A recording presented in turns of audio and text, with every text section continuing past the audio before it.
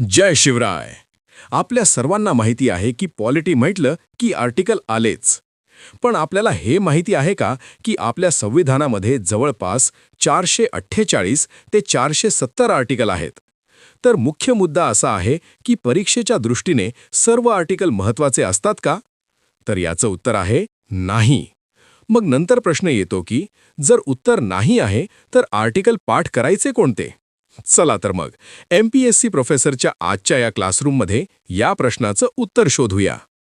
तर आपण मागील लेक्चरमध्ये अर्थात पार्ट 1 मध्ये आर्टिकल 1 टू आर्टिकल 51A के पर्यंत संपूर्ण सखोल माहिती बघितलेली आहे. आणि आजच्या या लेक्चरमध्ये आपण पाहूयात अनुच्छेद 52 ते अनुच्छेद 149 पर्यंतचे अत्यंत महत्त्वाचे अनुच्छेद. चला तर मग सर्व अनुच्छेद एक एक करून बघूयात. सर्वप्रथम आपण पाहूयात राष्ट्रपती यांच्याबद्दल महत्त्वाचे अनुच्छेद, ज्यामध्ये समावेश होतो अनुच्छेद 52, अनुच्छेद 53, अनुच्छेद 54, अनुच्छेद 55, अनुच्छेद 56, अनुच्छेद 61 आणि अनुच्छेद 72. बस राष्ट्रपती या विषयावर हेच 7 अनुच्छेद महत्त्वाचे आहेत. चला तर एक एक करून पाहूयात. त्यातील पहिला अनुच्छेद म्हणजे अनुच्छेद 52, ज्यामध्ये असं सांगितलं आहे की भारतामध्ये एक राष्ट्रपती असेल. अर्थात भारत देशाचा घटनात्मक प्रमुख म्हणजे राष्ट्रपती असतो. हे पद भारतीय संविधानाने निर्माण केलेले सर्वोच्च पद आहे. त्यातील पुढील अनुच्छेद म्हणजे अनुच्छेद 53, ज्यामध्ये असं सांगितलं आहे की संघाची कार्यकारी सत्ता राष्ट्रपतीकडे निहित असेल. अर्थात देशातील सर्व कार्यकारी अधिकार राष्ट्रपतीच्या नावाने वापरले जातात, परंतु प्रत्यक्षात हे अधिकार मंत्रिपरिषदेच्या सल्ल्यानुसार वापरले जातात. त्यातील पुढील अनुच्छेद म्हणजे अनुच्छेद 54, ज्यामध्ये असं सांगितलं आहे की राष्ट्रपतीची निवडणूक निवड मंडळाद्वारे केली जाते. अर्थात संसदेचे निवडून आलेले सदस्य आणि राज्य विधानसभांचे सदस्य मिळून राष्ट्रपतीची निवड करतात. या सदस्यांच्या एकत्रित गटाला निवड मंडळ असे म्हणतात.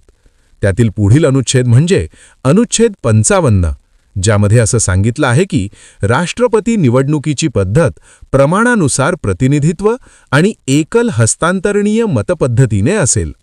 अर्थात राष्ट्रपती निवडणूक विशेष मतदान पद्धतीने घेतली जाते. यामुळे सर्व राज्यांना योग्य प्रमाणात प्रतिनिधित्व मिळते. त्यातील पुढील अनुच्छेद म्हणजे अनुच्छेद 56, ज्यामध्ये असं सांगितलं आहे की राष्ट्रपतीचा कार्यकाळ 5 वर्षांचा असेल. अर्थात राष्ट्रपती 5 वर्ष पदावर राहतो, तसेच तो इच्छेनुसार राजीनामा देखील देऊ शकतो. त्यातील पुढील अनुच्छेद म्हणजे अनुच्छेद 61, ज्यामध्ये असं सांगितलं आहे की राष्ट्रपतीवर महाभियोग चालवण्याची प्रक्रिया दिली आहे. अर्थात जर राष्ट्रपतीने संविधानाचा भंग केला तर त्याच्यावर महाभियोग चालवता येतो. संसद या प्रक्रियेद्वारे राष्ट्रपतीला पदावरून दूर करू शकते. त्यातील पुढील अनुच्छेद म्हणजे अनुच्छेद 72, ज्यामध्ये असं सांगितलं आहे की राष्ट्रपतीला क्षमादान देण्याचा अधिकार आहे. अर्थात राष्ट्रपती काही गुन्ह्यांमध्ये शिक्षा माफ करू शकतो किंवा शिक्षा कमी करणे, स्थगित करणे किंवा बदलणे असा अधिकार वापरू शकतो. याप्रमाणे अनुच्छेद 52 ते अनुच्छेद 72 हे राष्ट्रपती पदाशी संबंधित अत्यंत महत्त्वाचे अनुच्छेद आहेत. त्याचबरोबर जर का राष्ट्रपतीबद्दल संपूर्ण माहिती व अनुच्छेदांना ट्रिक अनुसार जाणून घ्यायचं असणार तर तुम्ही आपल्या YouTube चॅनलवर अपलोड केलेला आहे, तर तुम्ही नक्की बघा. यानंतर आत्ता आपण पाहूयात उपराष्ट्रपती संबंधित सर्वात महत्त्वाचे अनुच्छेद, ज्यामध्ये समावेश होतो अनुच्छेद 63 आणि अनुच्छेद 64. चला तर एक एक करून पाहूयात. त्यातील पहिला अनुच्छेद म्हणजे अनुच्छेद 63, ज्यामध्ये असं सांगितलं आहे की भारतामध्ये एक उपराष्ट्रपती असेल. अर्थात राष्ट्रपतीनंतर देशातील दुसरे सर्वोच्च घटनात्मक पद म्हणजे उपराष्ट्रपती. हे पद संविधानाने निश्चित केलेले आहे. त्यातील पुढील अनुच्छेद म्हणजे अनुच्छेद 64, ज्यामध्ये असं सांगितलं आहे की उपराष्ट्रपती राज्यसभेचा पदसिद्ध सभापती असतो. अर्थात राज्यसभेचे कामकाज चालवण्याची जबाबदारी उपराष्ट्रपतीवर असते. म्हणूनच त्याला राज्यसभेचा सभापती म्हणून ओळखले जाते. याप्रमाणे अनुच्छेद 63 ते अनुच्छेद 64 हे उपराष्ट्रपती पदाशी संबंधित अत्यंत महत्त्वाचे अनुच्छेद आहेत. यानंतर आत्ता आपण पाहूयात मंत्रिपरिषद संबंधित सर्वात महत्त्वाचे अनुच्छेद, ज्यामध्ये समावेश होतो अनुच्छेद 74 आणि अनुच्छेद 75. चला तर एक एक करून पाहूयात. त्यातील पहिला अनुच्छेद म्हणजे अनुच्छेद 74, ज्यामध्ये असं सांगितलं आहे की राष्ट्रपतीला सल्ला देण्यासाठी मंत्रिपरिषद असेल. अर्थात देशाचे प्रशासन चालवताना राष्ट्रपती मंत्रिपरिषदेच्या सल्ल्यानुसार निर्णय घेतात. मंत्रिपरिषद ही सरकारच्या कार्यकारी यंत्रणेचा महत्त्वाचा भाग आहे. त्यातील पुढील अनुच्छेद म्हणजे अनुच्छेद 75, ज्यामध्ये असं सांगितलं आहे की पंतप्रधान व इतर मंत्र्यांची नियुक्ती राष्ट्रपती करतात. अर्थात पंतप्रधानांच्या सल्ल्यानुसार इतर मंत्र्यांची निवड केली जाते आणि मंत्रिपरिषद लोकसभेसमोर सामूहिकरित्या जबाबदार असते. याप्रमाणे अनुच्छेद 74 ते अनुच्छेद 75 हे मंत्रिपरिषदेशी संबंधित अत्यंत महत्त्वाचे अनुच्छेद आहेत. यानंतर आत्ता आपण पाहूयात संसदेची रचना संबंधित सर्वात महत्त्वाचे अनुच्छेद, ज्यामध्ये समावेश होतो अनुच्छेद 79, अनुच्छेद 80, अनुच्छेद 81, अनुच्छेद 83 आणि अनुच्छेद 85. चला तर एक एक करून पाहूयात. त्यातील पहिला अनुच्छेद म्हणजे अनुच्छेद 79, ज्यामध्ये असं सांगितलं आहे की संसद म्हणजे राष्ट्रपती, राज्यसभा आणि लोकसभा यांचा मिळून बनलेला घटक आहे. अर्थात भारतीय संसद 3 घटकांनी बनलेली असते. यामध्ये राष्ट्रपती, राज्यसभा आणि लोकसभा यांचा समावेश होतो. त्यातील पुढील अनुच्छेद म्हणजे अनुच्छेद 80, ज्यामध्ये असं सांगितलं आहे की राज्यसभेची रचना व सदस्य संख्या याबद्दल तरतूद आहे. अर्थात राज्यसभेमध्ये राज्यांचे प्रतिनिधित्व असते. राज्य विधानसभांमार्फत सदस्यांची निवड केली जाते. त्यातील पुढील अनुच्छेद म्हणजे अनुच्छेद 81, ज्यामध्ये असं सांगितलं आहे की लोकसभेची रचना व सदस्य संख्या दिली आहे. अर्थात लोकसभा ही थेट जनतेने निवडून दिलेली सभा आहे, म्हणूनच तिला जनतेचे प्रतिनिधित्व करणारी सभा असे म्हटले जाते.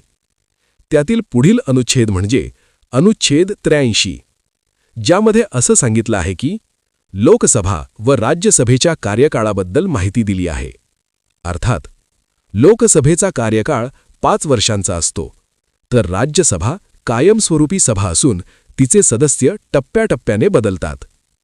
त्यातील पुढील अनुच्छेद म्हणजे अनुच्छेद 85, ज्यामध्ये असं सांगितलं आहे की संसदेचे अधिवेशन बोलवण्याचा व स्थगित करण्याचा अधिकार राष्ट्रपतीकडे आहे. अर्थात संसदेची बैठक कधी घ्यायची हे राष्ट्रपती ठरवतात. तसेच अधिवेशन स्थगित किंवा समाप्त करण्याचाही अधिकार त्यांच्याकडे असतो. याप्रमाणे अनुच्छेद 79 ते अनुच्छेद 85 हे संसदेच्या रचनेशी संबंधित अत्यंत महत्त्वाचे अनुच्छेद आहेत. यानंतर आत्ता आपण पाहूयात संसदीय प्रक्रिया संबंधित सर्वात महत्त्वाचे अनुच्छेद, ज्यामध्ये समावेश होतो अनुच्छेद 93, अनुच्छेद 100 आणि अनुच्छेद 105. चला तर एक एक करून पाहूयात. त्यातील पहिला अनुच्छेद म्हणजे अनुच्छेद 93, ज्यामध्ये असं सांगितलं आहे की लोकसभेला अध्यक्ष आणि उपाध्यक्ष असतील. अर्थात लोकसभेचे कामकाज व्यवस्थित चालवण्यासाठी अध्यक्ष निवडला जातो. तसेच अध्यक्षाच्या अनुपस्थितीत उपाध्यक्ष कामकाज पाहतात. त्यातील पुढील अनुच्छेद म्हणजे अनुच्छेद 100, ज्यामध्ये असं सांगितलं आहे की संसदेतील निर्णय बहुमताने घेतले जातात. अर्थात संसदेतील कोणताही निर्णय मतदानाद्वारे घेतला जातो आणि ज्या बाजूला जास्त मते मिळतात तो निर्णय मान्य केला जातो. त्यातील पुढील अनुच्छेद म्हणजे अनुच्छेद 105, ज्यामध्ये असं सांगितलं आहे की संसद सदस्यांना विशेषाधिकार दिले आहेत. अर्थात संसद सदस्यांना संसदेमध्ये मुक्तपणे बोलण्याचा अधिकार आहे आणि त्या भाषणाबद्दल त्यांच्यावर न्यायालयीन कारवाई होत नाही.